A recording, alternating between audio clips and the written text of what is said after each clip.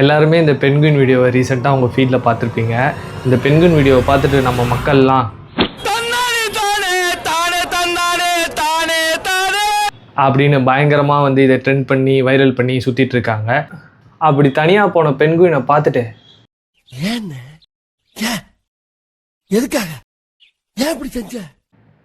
அப்படின்லாம் கேள்வி கேட்காம நம்ம மக்கள் அவன் தனிமையை நோக்கி போல தனியாக இருக்க போகிறான், எங்கிந்திரா வந்துக்கிறானுங்க, இப்படி தனியாக போன பென்குயினுக்கு என்ன ஆச்சுன்னா அவன் செத்துட்டான்டா.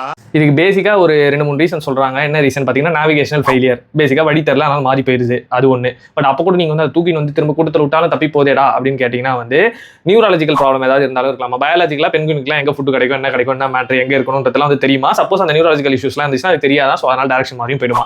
சம்டைம்ஸ் ஸ்ட்ரெஸ்ஸாக இருக்கலாம், அங்கராக இருக்கலாம், டிப்ரெஷனாக இருக்கலாம், இப்படி எதுவாக வேணாலும் இருக்கலாம் அப்படின்னு வந்து சொல்கிறாங்க.